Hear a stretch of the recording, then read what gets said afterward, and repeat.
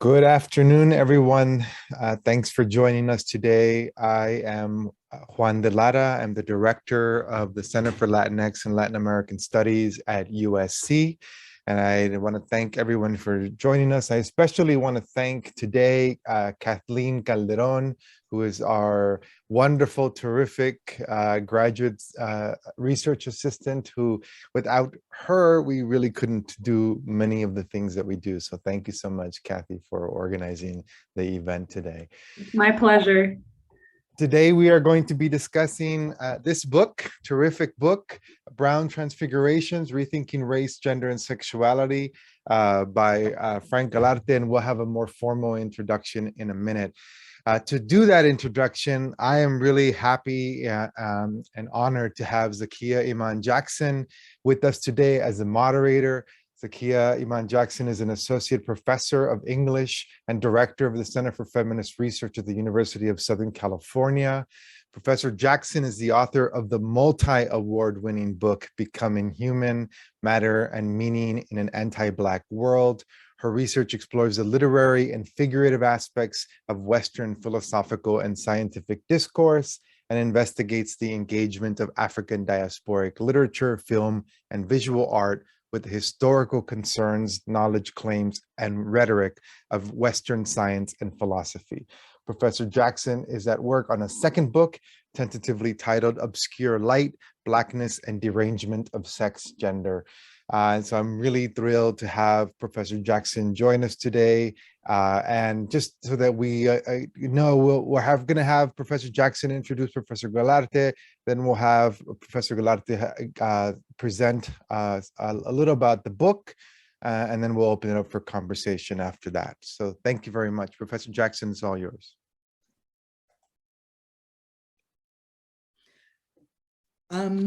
Thanks so much, Juan, for that introduction. Thank you so much, Kathy, for your work gathering, convening us here today, and so much appreciation for Francisco Galarte, who's going to be sharing his work with us today. Francisco J. Galarte is an assistant professor of American Studies and Women and Gender and Sexuality Studies at the University of New Mexico, where he teaches courses in Chicanx, Latinx, and Transgender Studies. He is also the director of the Feminist Research Institute at the University of New Mexico, which has become the new home of TSQ, Transgender Studies Quarterly. Dr. Galarte has been involved with TSQ since the journal's inception in 2011 and served as the fashion editor from 2012 to 2018. He has served as a co-general editor of TSQ since 2018 and manages TSQ's companion digital publication, TSQ Now. Through his teaching, scholarship, and leadership at the Institute, Dr. Galarte builds community on and off campus in order to amplify issues of gender as they relate to race and sexuality and the institutions that govern these roles. His latest book, Brown Transfigurations, which was published by the University of Texas Press last year, assembles a wide-ranging archive, including mass media, his latest book, Brown Transfigurations, which was published by the University of Texas Press last year, assembles a wide-ranging archive, including mass media, Chicanx, murals, women of color feminisms, and psychoanalytic theory, to examine the continued erasure of brown trans narratives within queer, trans, and Chicanx and Latinx cultural production and politics. Using his framework of brown transfiguration, Galarte asks what happens when we draw attention to the ways that transness and brownness coexist within larger narratives about queer and Latinx life. It's so wonderful to have you visit us here at USC, Francisco. And so we are all really delighted to hear your talk. So whenever you're ready.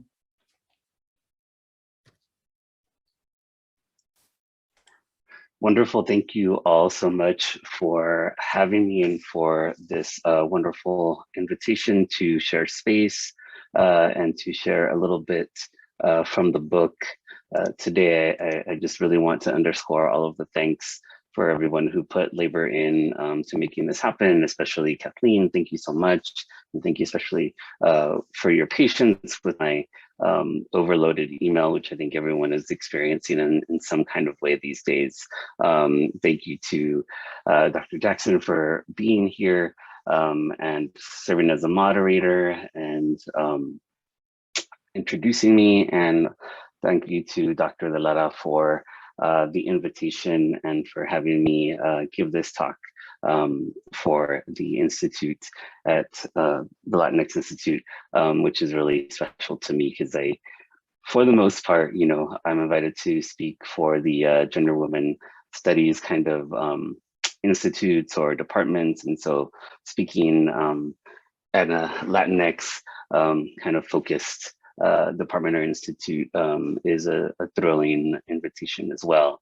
So the book has been out for a year and it doesn't feels like a really long time and a really short time all at the same time. But I would continue to think about one of the chapters in the book that grapples with brown trans masculinity. And so I'm going to share a little bit from that chapter and I think expound a little bit on what I understand to be my own limitations and areas for kind of future investigation as there are some moments in this chapter that continue to haunt me and provoke me and also push me to want to force myself to grapple with brown and racialized trans masculinities much more closely. For those who haven't read the book is organized in two parts. The first two chapters deal with trans femininity, trans women, and violence, and I'm really trying to do something different with the violence, not use the violence as a spectacle, but really kind of understand and flesh out what I can know about these women's lives and kind of the ways in which their narratives are mobilized for more mainstream LGBT political aims and ends, and then also the damage of, privileging a trans narrative or experience without giving the nuance or the depth to racialized contexts, what I call kind of brownness in the book, or what I try to grapple with as brownness. The second two chapters focus on racialized masculinity. So the chapter that I'm going to read a little bit from is the chapter 4, which is entitled "The Wound Makes a Man," which is the title of the talk for today. And so in this chapter, I begin with an epigraph from Antonio Viego's Dead Subjects, which for me is a text that I read in graduate school in the Latinx Studies kind of survey of the field right when it came out. And it was a book that I've read and reread many, many times. And I always felt compelled to want to engage with it in relationship to trans studies.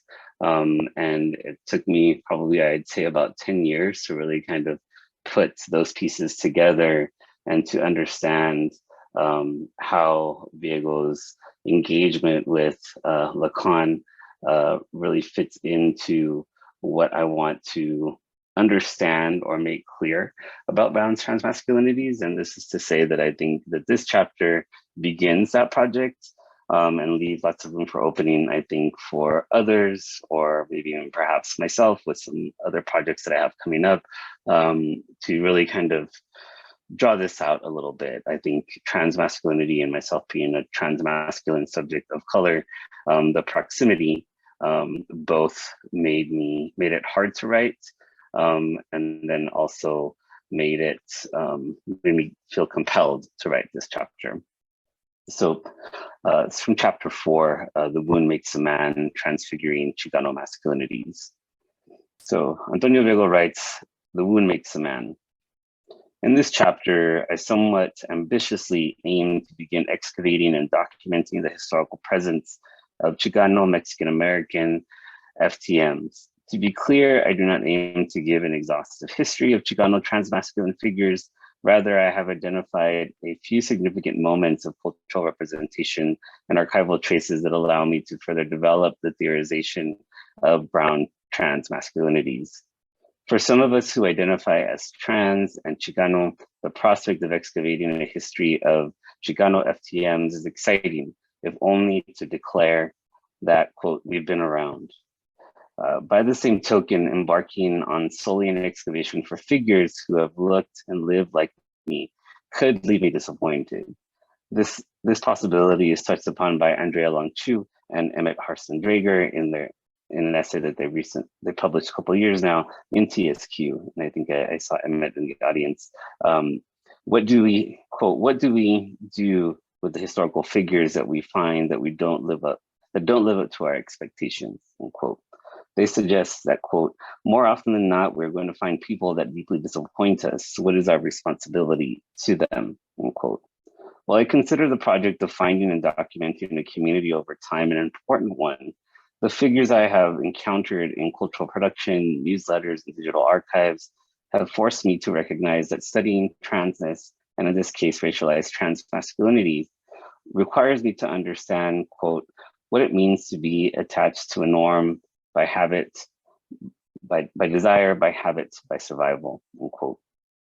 This is also Drager and Chu. In the context of brown masculinities, especially the narratives that I was revisiting or encountering for the first time, I acknowledge the imperative to grapple with the wound that marks and is generative of brown transmasculinity. In Dead Subjects, Viego concludes a discussion of zoot suitors and pachucas and pachugos by noting Octavio Paz's disdain for the pachuco and pachuca. Paz describes them as, quote, the wound that laughs at itself, unquote. Here, Viego interjects and instead points that, quote, the wound makes a man, unquote. A, quote, Lacanian zoot suitor and pachuca shorthand to say that the constitutive loss, the primordial wound suffered by the human-speaking organism, creates the generative conditions for subjectivity and desire. Viego's discussion of the figures, and let me go ahead, I didn't share my screen with some visuals here, so sorry about that. Okay. Okay, so Viego's discussions of the figures of the zoot suitor and the pachuca focuses on their ability to trouble identity categories in social science literature. The pachuco is written about with both pathologizing and sympathetic approaches. Viego considers the zoot suitor and pachuca cultural formations as, for the most part, unreadable and incalculable. For Viego, the pachuco and zoot suit culture produced a kind of anti-identity politics that, despite being clearly linked to Mexican American culture, also runs beyond identity and culture as defined according to categories of race and ethnicity. I see this in conversation with Jose Esteban Muñoz's notion of brownness, which can describe how, quote, various historically coherent groups feel differently and navigate the world on different emotional registers, unquote. Viego compellingly discusses how pachucas are able to extract pleasure from goods, particularly fashion, and care for the self.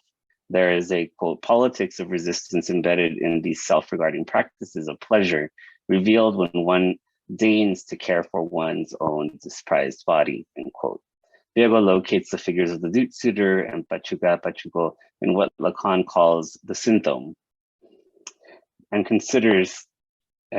Lacan considers a symptom, quote, an enjoyment in meaning, in the following sense, as a production of meaning. The symptom is not concerned with meanings produced, but with the activity of production itself, quote.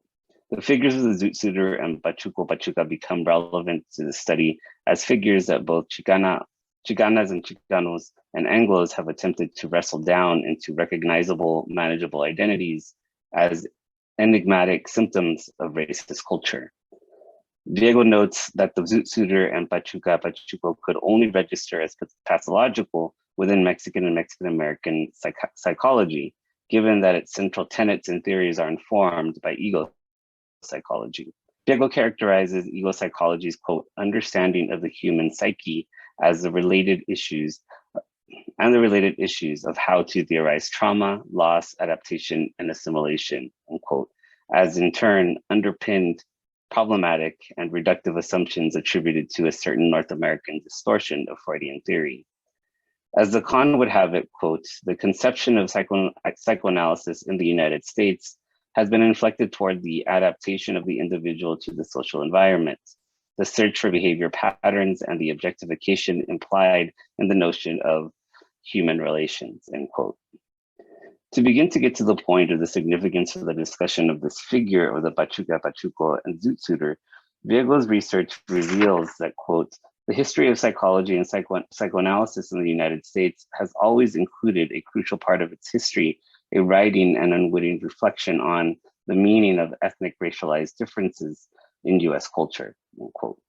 More broadly, Viego's project demands how ego and social psychology enact a kind of exacting trouble for ethnic racialized subjects in clinical, extraclinical, legal, and extralegal contexts in the United States, beginning in the mid-20th century, end quote. Viego locates the mid-20th century as a moment by which experts in the field of psychology have insinuated it into the legal apparatus, in the process crafting and coding psychologists and reductive legal and extralegal understandings of ethnic racialized subjectivity, trauma, and loss that continue to endure today. Similarly, the mid-20th century marked an important moment in which the treatment of transsexuals and their access to medical care were being debated among psychologists, psychoanalysts, and sexologists. The outcome of those debates continues to have significant impact on how trans people access care today.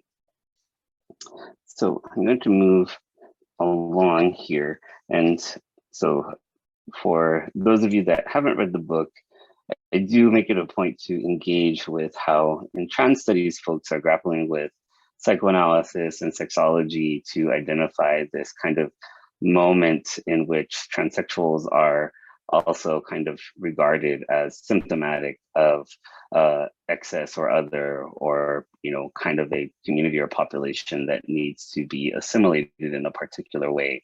And so here I'm really trying to put into conversation, or what I was imagining I was putting into conversation was the work of Viego and others who are grappling with psychoanalysis, and Latinas and Latinos, with the folks who are being critical of psychoanalysts and kind of the psychiatric institutions that managed transsexuals in the mid-19th century, to really make a point of connection here to think about racialized transmasculinity. And so to illuminate the limitations, right, of using privileging one kind of critical take over the other, right? So privileging Viego over folks who are grappling with psychoanalysis in trans studies, or the reverse, right? Privileging trans studies over folks like Viego and others who are engaging in the critique of psychoanalysis and its role of pathology in terms of Mexicans, Mexican Americans, and Puerto Ricans. I wanted to kind of give a case study. And so I'm going to spend the next probably 10 minutes talking about this case study that, quite honestly, I found as I was finishing up the book. So this story of CK that I'm going to share with you is a story that comes to me as I'm trying to make a chapter work, so to speak, trying to have the photos that are at the end of this chapter that I will share briefly but not discuss fully. Maybe we can talk about it in Q&A, work together with these kind of early, what I feel are kind of provisional observations about brown transmasculinity in the context of pathology and social science and the discourses of social science and all of that. So I want to move on to CK because I find CK's story to just be very compelling. So at the intersection of the history of these two pathologized figurations, the Pachuca, Pachuco, and the transsexual, is a relation each had to psychiatry, sexology, and criminalization that has been largely unexplored. Here I'm only beginning to locate the points of connection made possible through the tools of Chicana, Chicano, and Latina, Latino studies and trans studies. Deep within the annals of psychiatric studies of transsexuality, published in the mid-20th century, is a study by psychiatrist Ira B. Pauli, entitled, quote, "Adult Manifestations of Female Transsexualism," end quote. The study appears in the 1969 book, Transsexualism and Sexual Reassignment, edited by Richard Green and John Money. The volume contains other publications by leading psychiatric and sexological practitioners that were considered experts, quote unquote, in the field. So a name that folks might recognize here who are included in the volume are Robert Stoller and Harry Benjamin. And so in Pauli's essay, he presents 4 case reports of female transsexualism. One of the 4 cases is that of an individual named CK, who is described as the, quote, 3rd of 8 children born to a Mexican-American family in a big Western city, end quote. In Pauli's discussion of CK, he notes that the patient was referred to him by a local court psychiatrist. What is significant and sets CK's narrative apart from the others profiled in Pauli's study is that CK's contact with sexual reassignment, psychological, and medical professionals occurred through criminality. Pauli provides details about CK's contact with police. In the summer of 1966, CK had a violent argument with his wife, and in the confrontation, he slapped her. His wife pressed charges and had CK incarcerated or arrested for assault and battery. During booking, a shower was required, and at that time it was revealed that CK was anatomically, quote, female. He was found to have a penis in his pants fashioned out of a sock stuffed with paper. He was subsequently referred to a local court psychiatrist who then referred CK to the medical school at the University of Oregon for, quote, psychiatric and chromosomal evaluations, end quote. The referring court psychiatrist observed in his referral that, quote, "I have rarely seen anyone so confirmed in feeling as a person of the opposite sex," end quote. At the University of Oregon, CK was subject to psychiatric evaluations that entailed the collection of his family history, life history, sexual history, IQ tests, and physical examinations, including measuring the clitoris and examining sex chromatin. After CK had been held at the university hospital for 28 days, it was recommended that he receive testosterone therapy and a bilateral mastectomy. CK was released from the psychiatric ward to begin testosterone therapy and was readmitted to the hospital 2 months later for his bilateral mastectomy. At this time, the hospital administration denied permission for CK's operation, overriding the recommendations of the psychiatry department. He was denied on the grounds that, quote, "if the patient should one day decide that he wanted to become female again, the hospital might be held responsible with the possibility of legal complications. And secondly, if this operation were to be publicized, the hospital might become a drawing point for others wanting this type of operation," end quote. Pauli notes that CK was deeply disappointed by this decision, but no further information about his fate is available. In the study, CK is described by Pauli as, quote, "quiet and shy, but friendly and cooperative." He is described as having a Spanish accent, with his English being, quote, "fairly good for simple words," end quote. But CK also, quote, "readily admitted that he could not understand anything but the most simple sentences," end quote. CK's IQ score was described as quite low and within the upper, quote, "mental defective range." Pauli does concede that language accounts for the low IQ scores, but he does not note that language and culture perhaps mediated CK's responses to questions about his sexual history. CK is described by Pauli as being most naive in the areas of genital sexuality, intercourse, pregnancy, and what is possible for him medically or surgically in the direction of sex reassignment, end quote. CK's narrative and background appear in stark contrast to the other cases presented in Ira Pauli's article. So another person in the article is ER. ER was Caucasian and college educated. ER wrote a letter to the medical school requesting help. And then there's DL. DL was also Caucasian, admitted himself to the hospital to undergo an exploratory laparotomy to determine the presence of testes, as this person perceived themselves to be, quote, "male on the inside," end quote.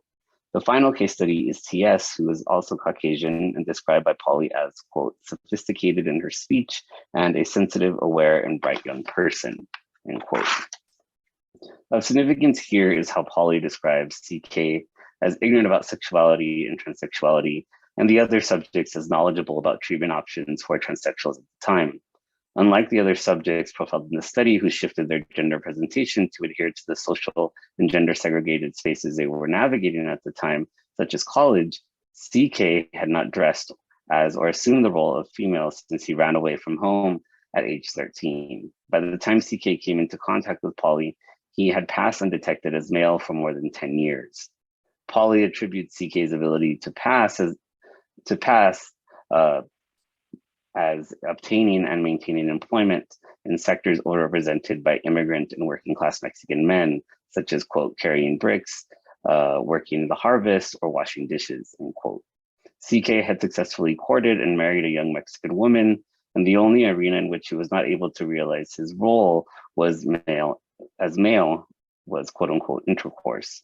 Of symbolic significance for CK was his self-fashioned penis, which he wore because, in his words, quote, "I am a man, I need one, and I didn't have one. That thing made me feel like a man," end quote.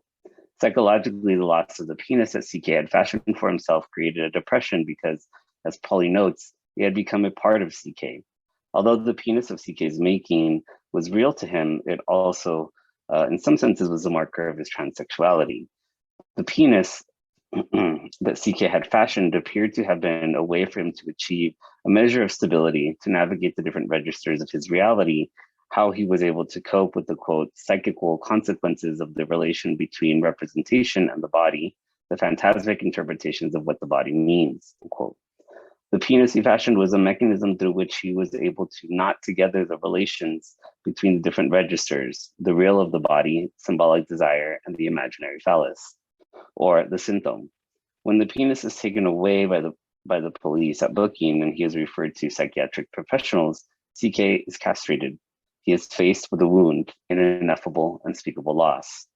CK's fashioning of transsexuality is irreconcilable with the psychiatric and medicalized discourses that Polly and others attempt to impose on him. Polly's focus on CK's social and cultural deficiencies, marked by the descriptions of CK's limited English, quote, this is Polly, limited English, quote, mental defectiveness, end quote, and culturally specific understandings of sexuality and gender, suggests that sexual reassignment might result in the opportunity for CK to continue to build a life as a Mexican man. A working class racialized masculine subject is not the assimilable subject that gender clinics privileged in their early gatekeeping practices. CK's denial of care results in his feminization by medical, psychiatric, and legal institutions rather than masculinization. The story of CK demonstrates how racialized transmasculine folks fail to signify racialized transmasculinity in the context of a gender clinic. They fail to register as candidates who can and will assimilate to norms of gender and sexuality. To conclude this discussion of the 1969 case study, I return to Viego, whose work led me to explore these connections. I return to his discussion of Lacan's symptom. Viego argues that the pachucas and pachucos and zoot suiters, quote, endless production of meaning, end quote, is not a symptom, but rather a symptom. In this example, the symptom represents a form of signification that is beyond interpretation, such as the wound makes a man. The cut that produced the wound breaks the chain of signification, and the refusal to signify makes the man. For Viego, it is this kind of refusal and the fear, dread, and confusion it unleashes that Latino and Chicano identity politics need to reconsider. There is something worthwhile in the symptom and how zoot suitor and pachuca pachucos win back the pleasure that comes from luxuriating not in a particular meaning, but rather in the constant production of meaning. The lesson to be gleaned here is that this kind of troubling of understanding and meaning could possibly be useful to push back against Latino and Chicano politics that amplify recognition and visibility. More specifically, how and where does the narrative of a figure like CK fit into Chicano cultural nationalist discourse? And so I'm getting very close to my time. And so I'm just going to have you sit with Viego, and then as we are thinking about signifying in terms of representational politics and the production of meaning, I'm going to leave you with this kind of small nugget of a gift here. I conclude the chapter by discussing a kind of remake of these re-envisioning of the covers of the East Side Story volumes of oldies that circulated among Chicano communities in the late 70s, early 80s. You could buy them at flea markets all over the place. There's really important work being done to document kind of the production and circulation of this collection. I believe a documentary is being made. But what's important to me is this reimagining that happens of that cover by photographer Carrie Orvik with collaborators Vero Mahano and DJ Brown Amy, who reimagines all of the covers in the series, but this is a cover that has multiple, iterations of trans masculinity and queer masculinity, brown masculinities that give us a different understanding of what representation and visibility might mean. I'm going to put the playlist in here for folks to enjoy of volume 3, because there's just a really interesting sonic companion to kind of think through this visually. And for me to kind of use the cut and the framing of the scars, especially in these representations, as being not totally visible, as being the contours of the pecs, but yet at the same time, the markers, becomes important and significant in this visibility and kind of unearthing brown trans masculinity, which for me, I think it's hard to find racialized trans masculine folks and narratives because one, I think, there's many brown trans masculine folks who don't want to be found, but also the trap of visibility really kind of confounds that process of being able to find and unearth.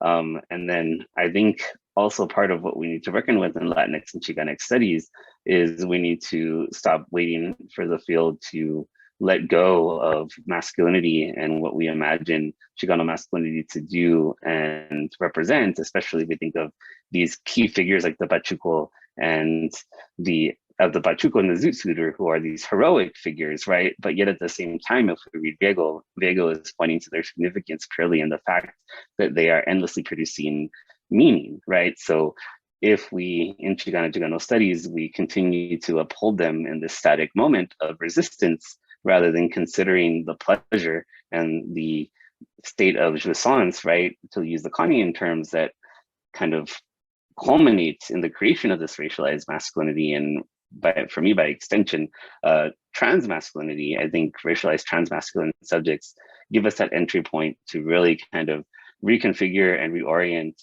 how we might think of the possibilities of racialized masculinity without mindlessly reproducing heteropatriarchy and all of the toxic things that we are trying to address and critique, especially in I think the desire to use the X, right? And the resistance of folks to what that might mean or might do, especially for masculinity more than anything else.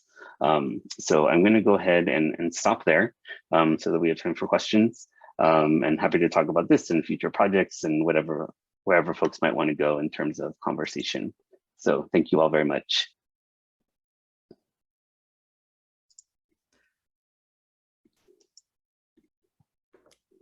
Thank you so much for the wonderful talk. So now we're going to move into Q&A. And if you have a question or a comment, please feel free to raise your hand in, I guess, the chat feature, and then we'll call on you one by one. And if you would like, you can turn your camera on, but at least we'll turn the sound on so that you can directly converse with our speaker. So while you all are gathering your thoughts, questions, and thoughts just more generally, I wanted to ask you maybe a couple of questions, Professor Galarte. One, is that image people who are Bay Area people? Yes, there's people there I recognize. I thought so. Yes, for sure. I'm like, I know some of those people. And so that was my first question. And that was like unexpected, lovely surprise. And then I had a question about, like, I wanted to, and you were speaking about this towards the end, but I guess maybe I just want to ask you to maybe elaborate a little bit more about the issue of pleasure. And so, you know, if I'm understanding you correctly, pleasure and the pathologization of pleasure is this space that unites these kinds of pathologization of brown masculinities in the figure, brown masculinities and gender presentations in the figure of the Pachuca and Pachuco, and transmasculine presentations. And so I'm wondering, since pleasure has been pathologized and been seized upon for both anti-brown kinds of racism, as well as transphobia, even extending into the work of transphobic feminists. Some really influential work really seize upon the issue of pleasure. I'm wondering if we start with brown trans masculinities, like what you think, focusing on the figure of brown trans masculinity, what that might open up for this fraught question of pleasure, right? So is it that we have to think about transness in the framework of need, or can we actually try to contest the meaning and significance of pleasure? And so I'm wondering if we think about brown trans masculinities as a prism, what does that do for this larger field of the connections you're making between racialization, drawing on a kind of pathologization of pleasure, and transphobia drawing on a pathologization of pleasure? Yeah, I think that's an amazing question, and thank you for having that right on the spot, because I think this gets me closer to what I've been ongoingly thinking about as I, really hurriedly wanted to attend to CK and his story and put it together with what I wanted to do with the album covers. And this is for me really the question of what does brown transmasculinity enable? How does that enable us to make better sense of brown masculinities, right? So non-trans, I'm hesitant to use cis, but non-trans, like just brown masculinities. And for me, I think the more I think about it, I think I'm really interested in taking cues from folks who are doing queer work on queer masculinities and kind of the centering the pleasure there, but not necessarily sexual pleasure, but the pleasure of the pleasure in being attracted to particular facets of brown masculinity, right? So I'm thinking, and without going so far to the era of fetishization, but there's a reason why there's shirtless, these shirtless guys in both the photos, which is who are racialized and also have kind of this are criminalized, and kind of the markers, they're part of gangs, right? There's a whole trajectory of how that is, pleasurable or thought of as pleasurable in kind of the homeboy aesthetic in Ricky Rodriguez's work.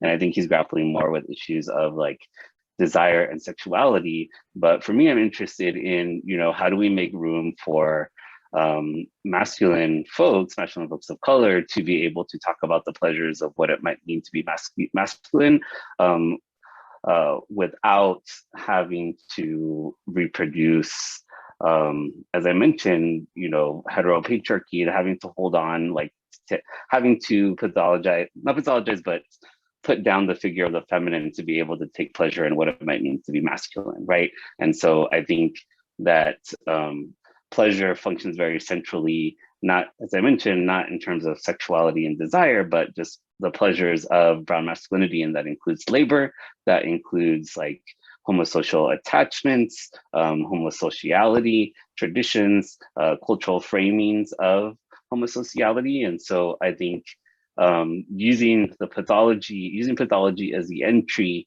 was important to me, especially in the figure of the Bachuco and the Zootsuiter, precisely because, I mean, they're not, I don't understand them to be celebrated as these, like, you know, I don't put them in close proximity with like the Latin lover or things like that in the context in which they're moving to Los Angeles. They are, you know, asexual or hypersexual, but not necessarily kind of known for the seduction, right? Like for their ability to seduce. It's more about the clothes, it's the aesthetic, it's, you know, the excess of the clothing and not necessarily kind of the sexual conquest or whatever we might call it when we, in relation to, you know, if we think about Oscar Zeta Acosta and his many kind of conquests and his, you know, him as a figure for Chicano nationalism, I mean, those are different. I mean, those are just very different figures. And so the Zootsuiter for me kind of provided that opening because they were studied in a particular way in that moment to focus on the pathology and kind of the symptom, both in how they signified in US culture and, you know, Octavio Paz's inability to wrap his head around that particular subset of Mexican-American culture. And so I think pathology, playing on the doubling of the pathology here creates that point of entry to focus on the pleasure, and that is the pleasure of masculinity. And I want to be really careful because I think that masculinity takes up a lot of space in the world, but I would love it if men were able to talk about how it is pleasurable to be men in a different type of way. And that's what I'm trying to get at and think about, I think. Yeah, that makes a lot of sense. And it's interesting to think about the intramural class politics of this, because when you're talking, I'm thinking about various kinds of policing of like Jillian Hernandez's work of excessive working class Black and brown femininities, and thinking about Du Bois's work in the Philadelphia Negro, where there's this like middle class, aspirational class consternation that people are showy and excessive, and their pleasure economy in what we might call bling or being ostentatious in their dress, and then end up finding these kinds of strange bedfellows in various kinds of and like anti-Black and brown racialization projects that are always kind of positioning us as either deficient or excessive. But so I see one hand in the chat, and it's Joan. Oh, and then I see Juan next too. I'll go with Joan and then Juan. Sorry, I'm going to pull you in. My computer is being a little, am I freezing? Sorry. Oh no. So Joan, I see the box. Okay, great. Okay, good. Woo. Okay, that worked. It's okay. We all understand like what the Zoom world is now, which is just this. Just being like, oh, let me solve this for 5 minutes. Thank you so much for this great talk. I am looking forward to reading this book. And I had 2 questions. So the specific example you shared with us today of CK was obviously focused more on Chicanx transmasculinities and invisibilization within Chicanx nationalist narratives. And I was wondering what sort of breaks and convergences there are with broader brown Latinx transmasculinities, right? Like, does this complicate or help us think of a bigger Latinx transmasc figuration? I think you mentioned that you also work on some Puerto Rican examples, so I'd love to hear about that. And then my second question is that I was thinking about trans femme hyper visibility in the like Caribbean example in particular, which happens to be what I work on, right? And was wondering what, or if there was any correlation or relationship there between those kind of you know, practices simultaneously? Thank you. Yes, thank you. These are wonderful questions.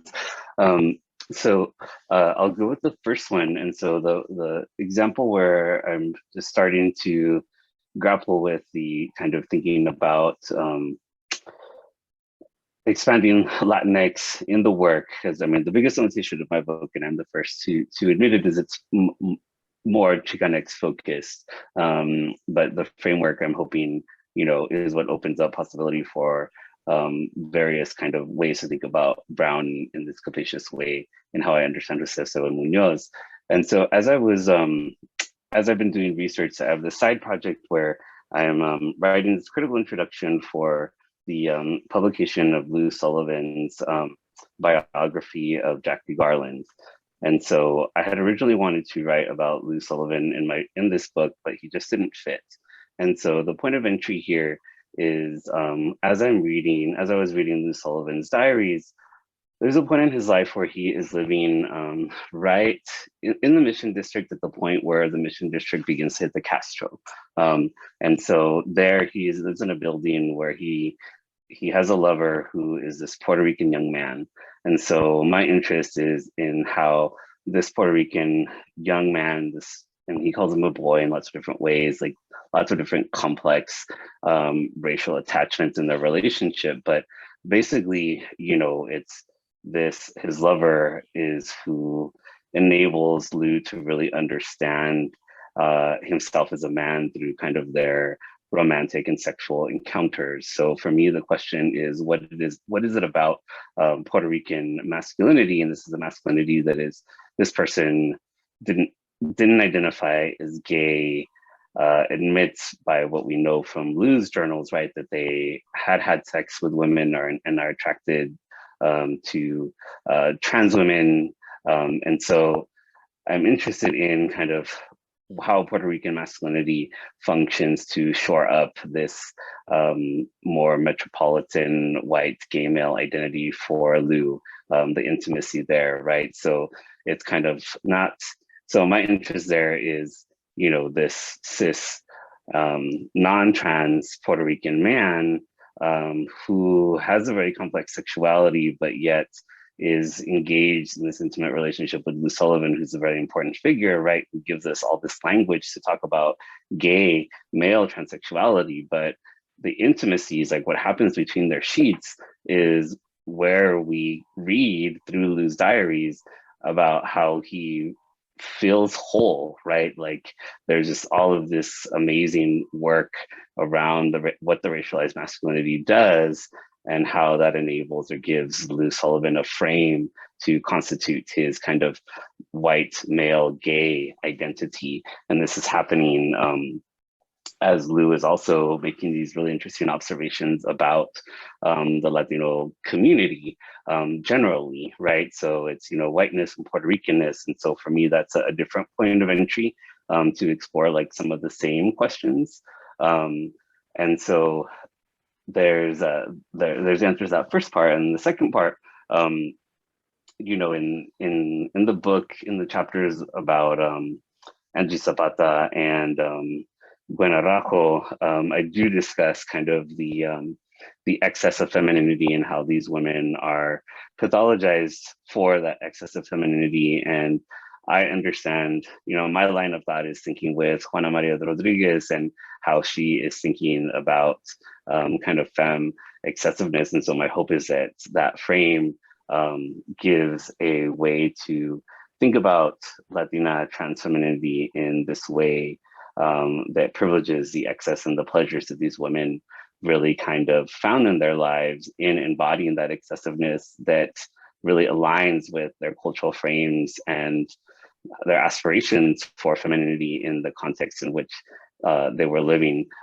in Colorado and in the Bay Area, and these are kind of suburban areas. And so I'm thinking through femininity, racialized femininity in those contexts. So, you know, while again, you know, not necessarily grappling with the Caribbean, I do think that there's some ways that I'm really kind of thinking with and alongside folks who are asking those questions and in in other contexts that are not, how do I say this, Southern California as a primary site, especially for femininity, for sure. So it's not New York and it's not LA, but definitely but diasporic experience certainly becomes part of the conversation too. But that was a long-winded question for me to say, I would love to read more of your work so that I could learn more from you. Juan. Thank you. Thank you. Speaking of place, and I'm sorry to play the type and disciplinary training, but I am a geographer. So I was really struck by a couple of things that you did in the book. One is, let me show you this picture here, because I see, oh, maybe it won't show up. I got to turn my thing. Anyways, it's the one with Prado. You know what I'm talking about. Mm-hmm. Prado is sitting down in the documentary Mind If I Call You Sir. And, you go through a kind of a visual analysis of that scene of Prado sitting there next to a statue of the Virgen de Guadalupe with cobija in the background, and a picture of Prado as a woman singing, I think, or as a man. I can't see the image there, but singing a ranchera song, right? And I was struck by the way that you talked about, like, that scene became extra powerful to you when the text comes onto the screen, right? And it writes his sexuality, his transsexuality onto that image as a way of like reclaiming that space for himself, right? Of like quotidian Mexican everyday space. I was struck by that. In the context of what you said leading up to your talk today, which is thinking about, acknowledging that you're not often invited to speak to Latinx Chicano studies centers, right? And then in the book, you also write about the ongoing issues around Cherry Moraga stuff, around, defending or trying to sort of lay boundaries around Chicana butch lesbianism. And I was really struck to just think about knowing where you grew up in Brawley, knowing where I grew up in Coachella, which is not too far from there. So one more thing, I'm trying to not make it seem so long-winded, but when Moraga writes about this, I've been really thinking about her idea of the politics of the flesh as a spatial practice. And when I read what you wrote about Prado, and then you wrote about the images of redoing the covers, it is a kind of politics of the flesh that is not seeking legibility in the sort of traditional way of like, I'm here, acknowledge me as a person. It's seeking legibility in terms of remaking space, right? By reproducing this thing that you're talking about, masculinity in another way, right? That's not sort of reproducing a heteropatriarchal masculinity. But I'm wondering, how, if you've engaged with those ideas or how much you've thought about them, because it really struck me as sort of you're doing this kind of spatial visual analysis and a reclaiming of the politics of the flesh from a different perspective. Yeah, I think this is I love this question, because I think this is one of the why I always turn back to the trans masculine chapters, because I mean it's we're not all always in our book, but I mean these are me, right? So for my reading of Prado comes from that moment where I myself I'm on the brink of maybe thinking about seeking out care, starting hormones, and I watch Mind If I Call You Sir, and I see Chicano and I see transsexual on the screen together, and it's just like, oh, okay, so it's Chicano and transsexual, and they can come together in a particular way, and so I think the flesh becomes that space where that can happen, and especially when I'm thinking about that the mural Por Vida, which I didn't talk about today, but I write about it in the introduction. And there's this way that the muralist Manuel Paul, he has this mural where he's depicting all of these like homeboys, homegirls, cholas, in as kind of like a LGBT. So there's, you know, two cholas, two cholos, and there's just like a guy that's shirtless in the middle. And the guy that's shirtless, you know, has these thorns under his pecs. And so it isn't really obvious to everyone in the community in the Mission District that this is a trans person, right? But there is a marking of the flesh that are tattoos. And so kind of that process of marking of the body, of what the scars do, what heals when the scars are coming together, and also the unfinishedness, because scars hurt, they continue to hurt even after they heal. The flesh moves underneath them in a particular way. And so there's this sense of unfinishedness that isn't as final as I think that Shri Moraga would have us believe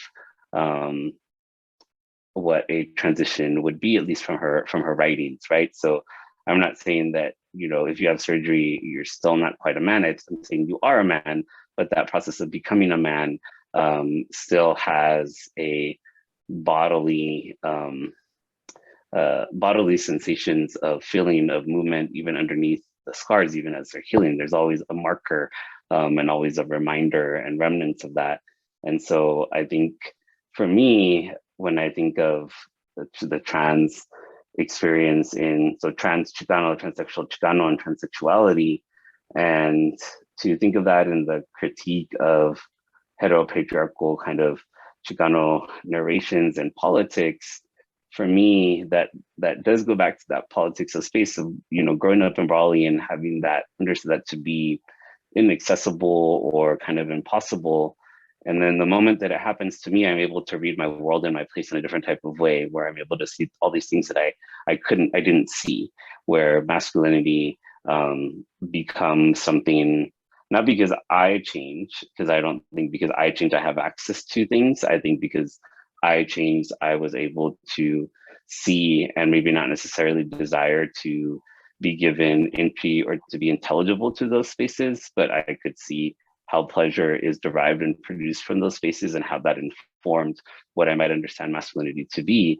And so I think that that's what I see in Prado, especially in the film too, where he's like, my brother and I are learning to be men together. And that's producing masculinity, like, and producing racialized masculinity. And so, you know, those are also really interesting. And before I stop here, shout out to Coachella. So Lou Sullivan, the figure that I mentioned, he also visits Mexicali and spends a lot of time in Coachella and spends like overnight with some people, these Mexicans in Coachella that don't speak any English. And so his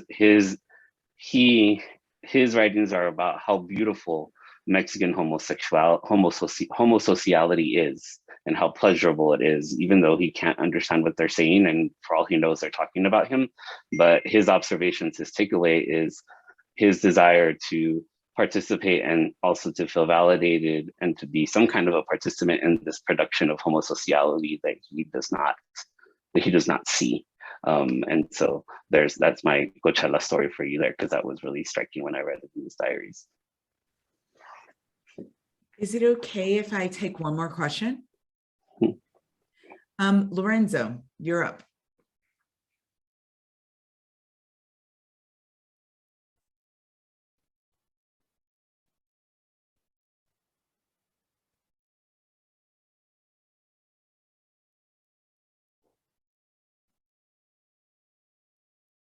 You're on mute, Lorenzo. Hello. Hello, Professor Galarte. Thank you for today and for the time. Let me start by saying thank you for touching on this chapter particularly. I read your book last semester, and I went back to this chapter because there's so much in there that I feel could be beneficial to research. And particularly, I'm thinking about scars. You talked a minute ago about scars and what they do. And as for me, I'm a first-year PhD student focused on queer, Latino, Latinx comparative literature. And when I read, I just see certain terms that stand out, such as transition, change, and they pop into my head, and I think of this chapter. And so, but they're not focused on like trans identity or particularly queer, Latino, Latinx. And so I'm wondering if the symptom that you talked about just a moment ago can be used in the research that I'm trying to do, talking about those terms within the readings that I'm seeing. For example, I wrote on the adventures and life of John Marietta, and how the scars that were occurring by the American white colonists that were coming in were changing his character throughout the novel I was seeing. And so the idea of change and scars, what that does to an individual, and I think of Audre Lorde, Outsider's sister, she talks about silence. My silence won't protect me, your silence won't protect you. You know, so like all this idea really is resonating with me and thinking about my research. And I'm wondering if you can, I don't know if my question's loaded, but if you could just talk a little bit about what that could look like with research if it's going forward. I don't know if that helps, sorry. Yeah, thank you so much for your question. I mean, I think it's important to, the way that I teach in my graduate seminar that I'm teaching right now from American Studies first years is we're tracking keywords, right? So we're kind of, everyone's picking a keyword and they are tracking that keyword over all of our series of texts to see what that word does, to see what words and what concepts might kind of occur in the universe, right? In this, in surrounding that particular keyword of interest. And so I think, you know, to think about words like transition or like the work that trans does, which I think a lot of us in trans studies were interested in the capaciousness of trans as a category. And my wonderful colleague, Ava Hayward, writes about trans as in its prefixual nature, right? The improvisation that it might give, what happens when trans attaches to, as a prefix attaches to a particular word, what kind of, how does that change our orientation to what it does to a word or a concept or even like a narrative, right? So I think if you're talking about Marietta, right, and their scars and kind of like the changes, if we're talking about embodiment, right, I think that opens up a place to think about trans. So we don't have to think about, it's not a trans narrative in terms of transsexual, but I think that there's a way in which you can talk about embodiment and race and kind of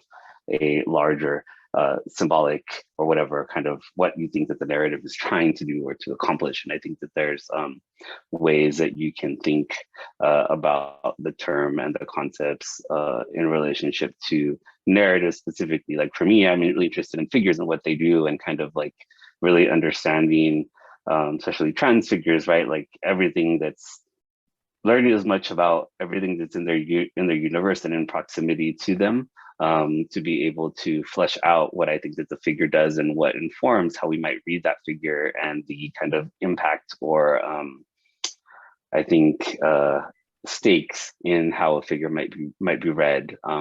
And so I think that's an approach. I think tracking words and what they do really, really matters. And so I think that you're on the right track, and I hope that, you know, my book gives some kind of tools to do that more non-traditional work, because I'm very interdisciplinary, at least I try to be. And so I try to put different types of methodologies, frames, and approaches together that will complement one another in generative ways.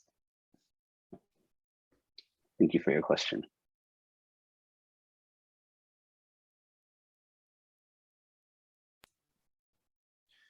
Okay, are we done? Yeah. Okay, thank you, everyone. I think we're running out of time. We're running out of time, and I want to make sure that we thank Professor Galarte, thank Professor Zakiyyah Iman Jackson for moderating the conversation. Thanks all of you for joining us. I encourage you to stay tuned for our future events. There's a calendar on our website. We have great things coming up.